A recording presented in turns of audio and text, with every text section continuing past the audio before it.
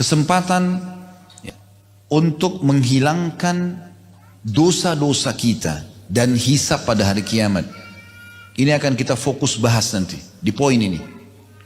Teman-teman, siapa di antara kita di sini yang punya permasalahan dengan Tuhannya Allah Subhanahu wa taala, dia punya dosa, maka segera taubat. Segera kembali kepada Allah. Demi Allah teman-teman sekalian, taubat ini sebuah tiket VIP dari Allah yang dikhususkan untuk hamba-hambanya. Luar biasa gitu. 50 tahun seseorang berbuat dosa, zina setiap hari, mabuk setiap hari, bahkan kufur, syirik dan segala macam. Begitu dia taubat nasuha, bersih semuanya. Kata Nabi SAW, at-taibu minadz-dzambi kaman la dzambalah. Orang yang taubat dari satu dosa atau dari dosa, maka seperti orang tidak ada dosanya. Dan dalam hadis yang lain kata Nabi SAW, at-taubatu tujubu ma qablaha. Taubat akan membersihkan semua dosa masa lalu. Apapun itu sifatnya. Kalau berhubungan dengan Allah Subhanahu wa taala, kita dengan taubat nasuha. Taubat yang tulus kepada Allah Subhanahu wa taala. Kata Imam Nawawi rahimahullah, dengan 3 syarat mutlaknya. Tinggalkan dosa itu seketika, lalu menyesali dan janji sama Allah tidak mengulanginya. Kalau itu berhubungan dengan makhluk, ini butuh rincian. Siapapun di antara kita teman-teman yang punya masalah dengan orang, ya, sosok manusia, siapapun dia, ya, maka lihat, kalau dia yang benar, ini ada rincian. Kalau dia benar dari sisi kita pernah menggibahnya, merusak citranya, ya, maka kita harus memperbaiki citra itu dan minta keridhaan dia. Kalau itu adalah pengambilan materi, kita pernah mencuri, mengambil yang bukan hak kita, maka harus minta keridhaan dan mengembalikan hal itu. Kalau kita pernah menyakiti fisik, maka minta keridhaannya atau ada kisos. Ya. Kita pernah tonjok orang, kita juga ditonjok, gitu kan? Untuk menghilangkan hisab kita pada hari kiamat. Dan Nabi SAW sudah ingatkan, siapapun di antara kalian yang punya sangkutan dengan saudaranya, maka selesaikan di sini, di dunia. Sebelum datang hari nanti di sana, tidak ada manfaatnya dirham dan dinar. Nggak ada lagi manfaat dirham, tidak ada lagi, tidak bisa kita bayar orang itu, kita ridhokan dengan rupiah, dengan dolar, dengan real, tidak bisa lagi. Lalu kata para sahabat, ya Rasulullah, memang ada apa di sana nanti? Bagaimana kami menebus kesalahan kami kalau punya masalah dengan orang lain? Kata Nabi SAW, dengan amalmu atau dosa-dosanya. Dibayar dengan sholat kita, puasa kita, sedekah kita. Itu yang dipakai bayarin kalau kita punya permasalahan dengan orang lain. Kita pernah menggibahnya, kita pernah memfitnahnya, kita pernah mencaci maki, pernah mengambil haknya, atau pernah bahkan menyakiti fisiknya. Maka akan dibayar dengan amal-amal kita. Kalau amal kita tidak cukup, maka secara otomatis Bapak Ibu sekalian, dosa-dosa mereka, zinanya, ribanya akan ditimpakan kepada kita. Mereka yang buat, kita yang dihukum. Maka ini berat sekali. Makanya sering kami nasihati, buat diri saya tentu, dimulai dari diri kami, kemudian Bapak Ibu sekalian, saya selalu bilang, menujulah kepada akhirat, karena kita semua akan ke sana. Allah mengatakan, wa ilaihil masir, kepadanya kalian akan dibawa pulang, ya, akan kembali. Maka pergilah ke sana menuju kepada Allah SWT. Toh kita semua juga akan meninggal dengan membawa 2 hal, membawa amal saleh dan teman saleh. Membawa amal saleh, semua sibuk dari amal saleh ke amal saleh yang lainnya. Sebagaimana tadi kami sudah berikan gambaran secara umum, dan juga bawa teman saleh. Dalam sebuah athar disebutkan, kata Nabi SAW, nanti akan ada orang dikeluarkan dari neraka. Orang-orang neraka di sekitarnya bertanya-tanya, kenapa orang ini keluar? Apa ada amal salehnya menyelamatkannya?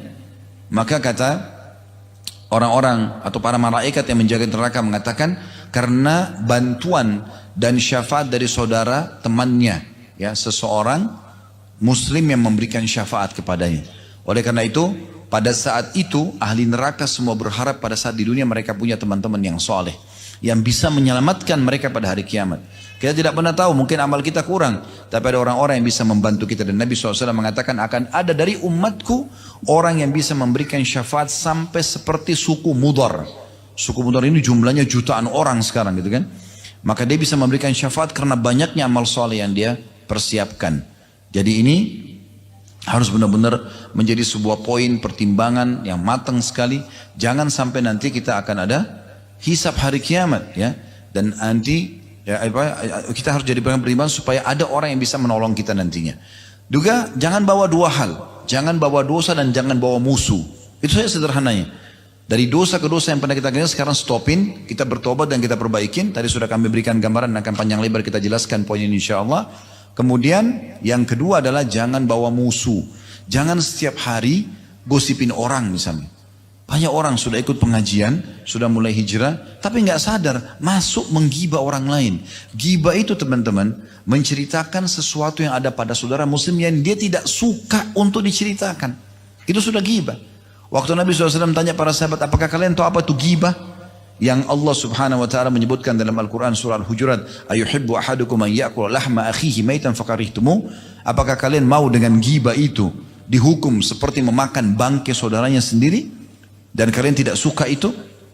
Maka Nabi tanya kepada sahabat, apa kalian tahu apa itu gibah? Maka mereka mengatakan Allah dan Rasulnya lebih tahu. Kata Nabi SAW, engkau menceritakan apa yang ada pada saudaramu yang dia tidak suka diceritakan. Sudah cukup jadi gibah. Dan itu dosa besar. Imam Az-Zahabi rahimahullah menulis kitab Al-Kabair, dosa-dosa besar. Imam Syekh Muhammad bin Al-Wahhab menulis kitab Al-Kabair, juga masukkan gibah dosa-dosa besar. Syekh Muhammad Munajjid di masa kita sekarang menulis kitab Al-Kabair, masukkan dalam dosa-dosa besar. Dan hampir semua buku-buku hadis menyebutkan tentang gibah bagian daripada dosa besar karena diikuti dengan ancaman yang berat. Berapa banyak orang begitu dulu sama temannya, saya mau cerita ya, tapi saya bukan gibah loh ya, tapi cerita aibnya orang. Cerita tentang orang tidak suka. Kan itu aneh ya. Saya berapa kali disampaikan, dikeluh kesahkan oleh sebagian ikhwat dan akhwat kita, Ustaz, di pengajian saya lihat akhwatnya sudah jilbab besar semua, ikhwatnya pada berjenggot semua, tapi kalau duduk gosipin orang. Sudah tahu nggak si fulan? Sudah tahu nggak si fulan? Si fulan dan si fulan, tidak boleh. Kita nggak ada urusan sama kita itu. Di depan mata kalau kelihatan kebaikan kita dukung, kalau kelihatan kesalahan kelihatan ya, baru kita ingkar mungkar, baru kita luruskan. Kalau kita nggak tahu jangan ikut campur. Jangan pernah mengorek-ngorek sesuatu yang kita tidak pernah tahu. Saya dengar katanya begini dan begitu. Itu untuk apa? Apa manfaatnya? Menjadi musuh buat dia hari kiamat. Apalagi sampai fitnah, nyebarin berita yang dia tidak cross check. Dan cross check pun ini ada satu benang merah kata para ulama penting. Cross check itu kalau ada hubungannya sama kita. Kalau nggak ada hubungannya untuk apa cross check? Akhi saya mau tabayun, saya mau cross check. Benar nggak begini? Padahal tidak urusan sama dia. Untuk apa? Kalau ada hubungannya baru kita cross check. Kita yang digibah, kita yang dituduh. Nah, saya cross check. Kalau enggak, semua orang kita mau cross check gitu kan. Ada orang kadang-kadang datang kepada saya, Ustaz, saya mau tabayun. Saya enggak kenal orang ini. Apa yang mau ditabayun? Gitu kan. Harusnya kan jelas ada hubungan sama dia enggak, gitu kan. Atau ada sesuatu memang yang memang harus gitu. Kalau tidak enggak perlu. Nah, itu poin yang harus kita perhatikan baik-baik. Jadi jangan sampai ada musuh-musuh hari kiamat yang kita tidak harapkan sebenarnya, tapi akhirnya dia menghabiskan pahala kita. Ingat, Allah sudah kekalkan dalam firman-Nya, yauma yafirru mar'u min akhi wa ummihi wa abi wa ummihi wa abi wa sahibatihi wa bani likulli imri'in yauma idzin sya'nu yughni. Pada hari kiamat nanti seseorang akan lari dari ibunya, dari saudaranya, dari ibunya, dari ayahnya, dari istrinya, dari anak-anaknya, dan pada hari itu orang semua masing-masing sibuk dengan keadaannya sendiri-sendiri. Mereka takut jangan sampai nanti ada orang yang tuntut pada hari kiamat. Jadi ini harus hati-hati. Nah di poin ini Bapak Ibu sekalian, di poin yang ketiga ini akan kita fokus bahas. Saya akan coba bahas teman-teman sekalian bagaimana bonus dan tiket VIP yang Allah berikan kepada kita ini. Baik bagi teman-teman yang sudah sering bertaubat, maka dia bisa perbaharui taubatnya, atau orang yang masih malas bertaubat, mungkin dengan menganggap dirinya tidak punya dosa, atau punya dosa tapi masih menunda-nunda. Nah ini penting sekali untuk dibahas. Kalau orang yang sudah sering tobat, Bapak Ibu sering jadikan zikir setiap hari 100 kali istighfarnya. Gak ada masalah. Rutinkan setiap hari. Perbanyak jumlahnya. Karena Nabi SAW mengatakan, wahai sekalian manusia, beristighfar dan bertobatlah kepada Allah. Karena aku bertobat kepada Allah sehari 100 kali. Bisa bermakna dalam satu hari Nabi baca 100 kali. Bisa bermakna setiap ada kesempatan baca 100 kali. Karena dalam riwayat Anas bin Malik radhiyallahu anhu dalam hadis sahih, beliau mengatakan kami menghitung pada saat sedang duduk bersama Nabi SAW, beliau mengatakan Rabbighfirli wa tub alayya dalam satu majelis 100 kali. Berarti tidak harus ada batasan 100 kali saja, bisa lebih daripada itu. Kata Ibnu Taimiyah rahimahullah, saya pernah punya masalah mumet, saya nggak tahu harus bagaimana solusinya, pusing dengan itu, maka saya beristighfar 1000 kali sampai saya dapatkan dada saya lapang. Dan itu.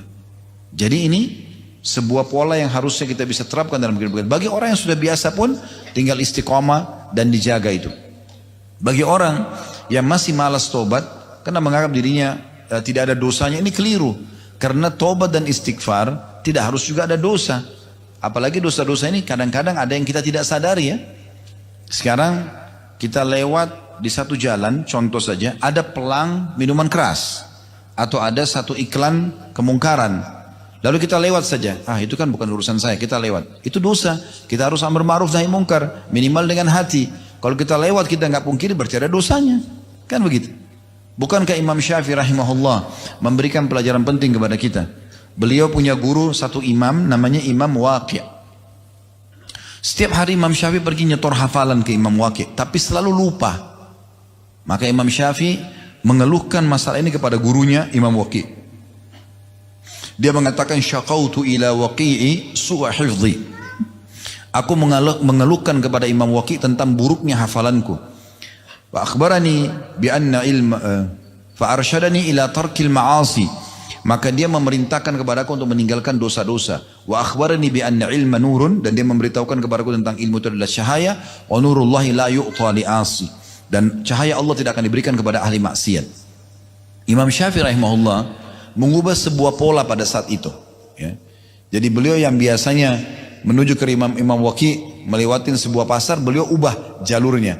Subhanallah, setelah beliau ubah jalurnya, maka setelah itu hafalannya jadi kuat. Kata Imam Syafi'i rahimahullah, setelah saya amalkan ini, menutup semua keran-keran dosa walaupun tidak disengaja. Maka saya kalau membuka buku kitab, saya menutup sebelahnya, karena kalau saya buka saya hafal seketika semuanya. Jadi ada keberkahan yang Allah SWT berikan. Oleh karena itu seringkali ada dosa yang kita tidak sadari, gitu kan? Mungkin dosa di masa sekarang atau dosa di masa lalu. Dari mana kita dapat jaminan semua dosa kita sudah terbersihkan di masa lalu? Mungkin masih ada sangkutan dengan orang, gitu kan? Juga sama bagi orang yang berdosa dan masih menunda-nunda taubat. Apa yang Anda tunda kira-kira? Apa yang membuat Anda pelaku dosa menunda taubatnya? Menunggu malaikat maut datang tiba-tiba kelihatan baru kemudian mau taubat? Yang Allah ceritakan di akhir surah di ayat 10-nya surah Al-Munafikun. Pada saat datang kematian baru dia mengatakan, ya Allah, tundalah kematianku beberapa saat agar aku sempat bersedekah dan aku termasuk orang-orang soleh. Atau Anda mau menjadi seperti orang-orang yang disebutkan dalam surah Al-Mu'minun surah nomor 23 dari ayat 99 ya.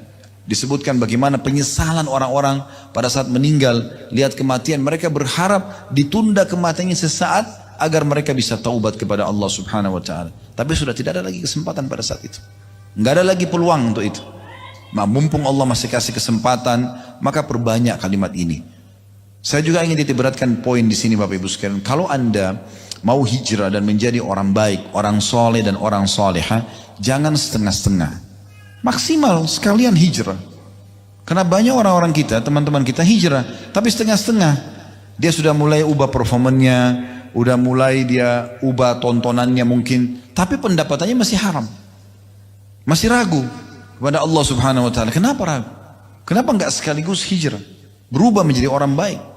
Allah Subhanahu wa taala menjanjikan orang beriman dan beramal saleh juga bertaubat dengan kehidupan yang baik, hayatan thayyibah, kehidupan yang penuh dengan kesempurnaan. Itu dijanji, tidak mungkin salah. Bagaimana Nabi Muhammad SAW, bagaimana para sahabat ridwanullah alaihim, mereka bertakwa kepada Allah SWT, Allah jadikan mereka raja-raja dunia ya, Abu Bakar, Umar, Uthman, Ali. Siapa yang kenal mereka ridwanullah alaihim pada saat di fase Mekah? Enggak ada. Tapi setelah Islam mereka menjadi orang baik dan maksimal, maka Allah muliakan. Itu juga dengan sahabat-sahabat Nabi yang lain. Siapa yang mengenal Bilal yang tadinya budak di Mekah, tapi karena Islam dimuliakan menjadi muazzin kaum muslimin ya kan? Menjadi sahabat yang mulia. Dan begitu juga dengan yang lainnya. Maka ini poin yang perlu kita garis bawahi.